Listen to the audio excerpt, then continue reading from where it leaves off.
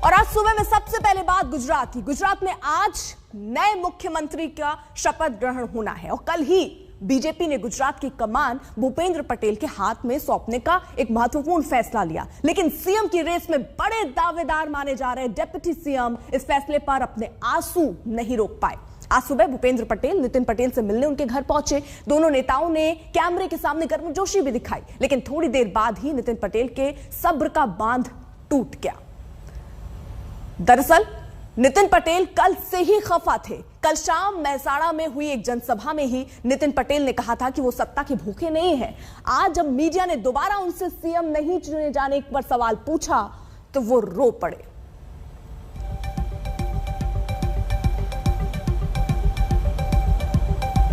कि जब तक लोगों के हृदय में स्थान है किसी भी व्यक्ति का, कोई धार्मिक नेता हो, वो कोई संत हो, स्वामी हो, तो फिर उसको उसके भक्तों के हृदय में उनका स्थान रहता है, तब तक वो बड़ा रहता है।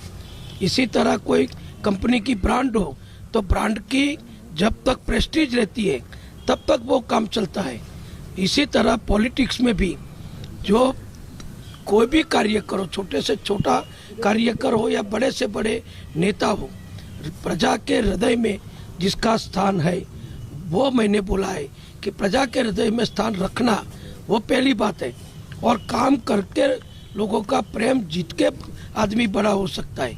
किसी को दूर रख के, किसी को बाजू में रख के, मतदार हो या कार्यकर हो या अपने विस्तार के लोग हो, उसको दूर रख के कोई नेता बड़ा नहीं हो सकता। तो मैं मेहसाणा का प्रतिनिधि हूँ, मेहसाणा का 2 टर्म का विधायक हूँ, 4 टर्म कड़ी में विधायक रह चुका हूँ। तो मैंने ऐसा बोला है कि 6 टर्म मैं धारासभ्य एमएलए बना तो कड़ी और मेहसाणा की जनता के आशीर्वाद से, मतदारों के आशीर्वाद से, कार्यकरों के सपोर्ट से मैं इतने बड़े स्थान पर पहुंच सका हूं। तो जिसने भी हमको सपोर्ट किया है उसका ऋण स्वीकार करना वो हमारा संस्कार है, ऐसी मैंने बात कही है।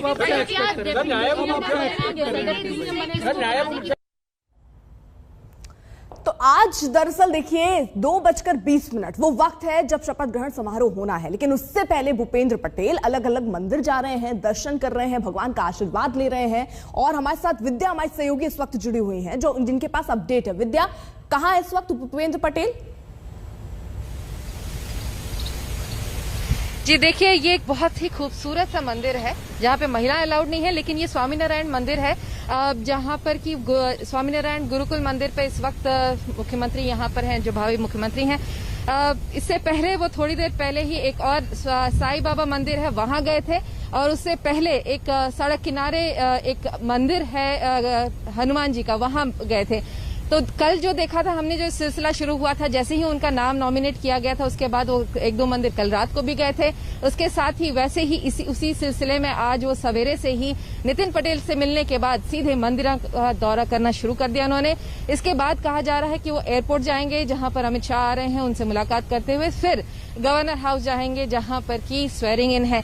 तो फिलहाल भगवान का आशीर्वाद बेहद जरूरी है भूपेंद्र जी के लिए, क्योंकि हमने जैसा देखा, हालांकि नितिन पटेल तो मान गए हैं, लग रहा है कि उनकी तरफ से कोई रेबेल नहीं होगा, लेकिन और भी बहुत समस्याएं आ सकती हैं इस 15 महीने की सरकार को, उससे निपटने के लिए ये आशीर्वाद शायद बहुत अहम है। लेकिन विद्या, ये आशीर्वाद का सिलसिला तो चल रहा है, मुलाकात भी होती है नितिन पटेल से, लेकिन नितिन पटेल अब जब रोते हैं तो सियासत और गर्माती है, क्योंकि अब सवाल ये भी उठने लगेंगे कि जिस सब कुछ सही होने का दावा बीजेपी की तरफ से हो रहा था, क्या वाकई सब कुछ सही है? क्योंकि आगे चुनौती चुनाव की है और उस चुनाव में एकजुटता बहुत जरूरी है। नितिन पटेल एक खास प्रभाव रखते हैं, अगर ऐसे में वो नाराज हैं तो क्या पार्टी पर इसका असर नहीं पड़ेगा? उनको मनाने की क्या तैयारियां?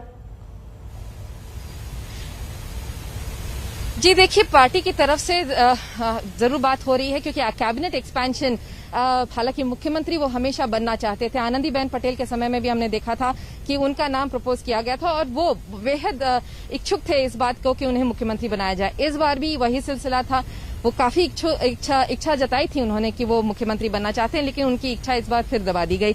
तो जाहिर सी बात है, हालांकि वो कह रहे हैं कि पार्टी की इच्छा सर्व ऊपर होती है, सबसे ऊपर होती है, लेकिन अंदर में वो जरूर क्योंकि जैसा आपने कहा उनके आंसू भी छलक रहे थे तो साफ जताते हैं। लेकिन जो पार्टी है उनका यही मानना है कि मोदी के नाम पे ये चुनाव लड़े जाते हैं। ऐसा तो है नहीं कि भूपेंद्र पटेल हो, आनंदीबेन पटेल हो, या फिर अगर आप कह लीजिए नितिन पटेल हो, इनके नाम पे तो इलेक्शन लड़ा भी नहीं जाता गुजरात में। विद्या, अगर आप रहिए साथ, इस वक्त गोपी घांगर भी हमारे साथ, हमारे सहयोगी जुड़ चुकी हैं। गोपी, आप कहां पर हैं और इस वक्त भूपेंद्र पटेल क्योंकि मंदिरों में दर्शन कर रहे हैं, आगे के और कार्यक्रम उनके क्या रहने वाले हैं आज? बिल्कुल, आपको बता दूं, भूपेंद्र पटेल इस वक्त आए हुए हैं स्वामी नारायण गुरुकुल में, यहाँ पे पहुंचे हुए हैं। आपको दिखाते हैं, स्वामी नारायण गुरुकुल के ये जो छात्र है वो यहाँ पे है और कुछ ही देर में भूपेंद्र पटेल जब यहाँ से स्वामी नारायण गुरुकुल से बाहर निकलेंगे, क्योंकि गुजरात की राजनीति में ये कहा जाता है कि जितने साधु संतों के आशीर्वाद रहेंगे उतने ज्यादा वोट मिलेंगे। तो भूपेंद्र पटेल यहाँ पे स्वामीनारायण संप्रदाय के जो संत है उनके आशीर्वाद लेने के लिए यहाँ पे पहुंचे हुए हैं। जो स्वामीनारायण गुरुकुल के छात्र है वो भी यहाँ पे पहुंचे हुए हैं, वो भी मंत्रोच्चार करेंगे जब भूपेंद्र पटेल यहाँ पे आएंगे। और सबसे पहले हम आपको दिखाते हैं, यहाँ पे आप देख सकते हैं जो गाय है, गाय की पूजा करेंगे भूपेंद्र पटेल। यानी ये जो सीधा एक संदेश है, हिंदुत्व का जो मैसेज है। इससे पहले नितिन पटेल ने भी ऐसे कई बयान दिए हैं जिसमें हिंदुत्व की बात की गई है और अफगानिस्तान की बात करते हुए भी हिंदुत्व की बात की गई है। तो कहीं ना कहीं जो 2022 का चुनाव है ये वो माना जा रहा था कि हिंदुत्व के मुद्दे पर ही गुजरात के अंदर लड़ा जाएगा। अब भूपेंद्र पटेल जब यहाँ पे पहुंचे हुए हैं तो वो हर एक मंदिर घूम रहे हैं यार। यहाँ तक कि सुबह से लेके अब तक करीब 3 मंदिरों में वो दर्शन कर चुके हैं। कल शाम को भी उन्होंने 2 मंदिरों में दर्शन किए थे। तो कहीं ना कहीं ये एक संदेश जो है वो अब साफ हो गया है कि जो 22 का चुनाव होगा वो उसमें भले ही भूपेंद्र पटेल चेहरा ना हो, चेहरा प्रधानमंत्री नरेंद्र मोदी ही रहेंगे या गृह मंत्री अमित शाह ही रहेंगे, लेकिन मुद्दा जरूर हिंदुत्व का रहेगा। क्योंकि जिस तरीके से गुजरात की राजनीति में लेकिन गोपी जरा एक बात बताइए, पाटीदार समुदाय को खुश करने की कोशिश यहाँ पर जरूर दिख रही है और इसीलिए भूपेंद्र पटेल को चुना भी गया है। लेकिन आखिरकार खबरें अंदर क्या चल रही हैं? आखिर क्यों भूपेंद्र पटेल, क्यों नितिन पटेल नहीं? बिल्कुल, देखिए, भूपेंद्र पटेल इसलिए क्योंकि वो प्रधानमंत्री नरेंद्र मोदी, गृह मंत्री अमित शाह और आनंदीबेन पटेल तीनों के करीबी में से एक है।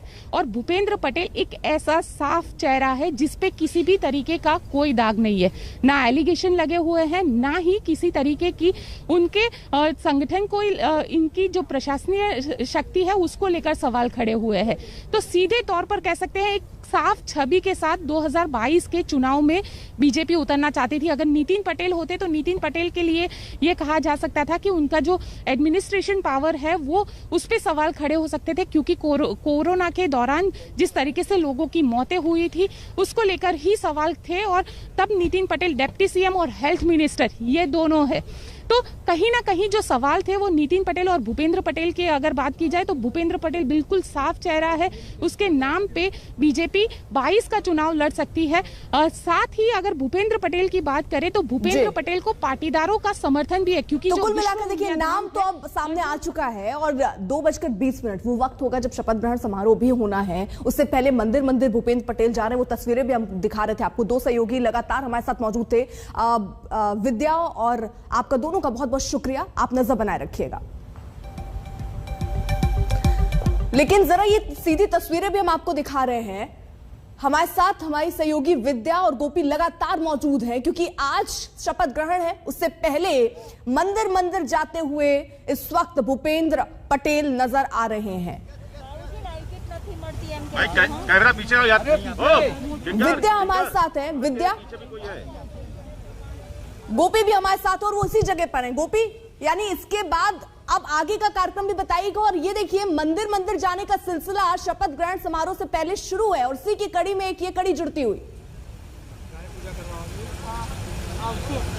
बिल्कुल, ये उसी की कड़ी में एक है कि स्वामीनारायण संप्रदाय के जो संत है, कहा जाता है कि जिसके पास स्वामीनारायण संप्रदाय के साधुओं का आशीर्वाद रहता है वो गुजरात के अंदर राज करता है। हर बार राजनीति में हमने देखा है कि गुजरात के अंदर जब भी कोई, चाहे वो कांग्रेस का बड़ा लीडर हो या बीजेपी का बड़ा नेता हो, हर बार स्वामीनारायण के आशीर्वाद लेने जरूर आते हैं। आप देख सकते हैं यहाँ पे गौ पूजा हो रही है।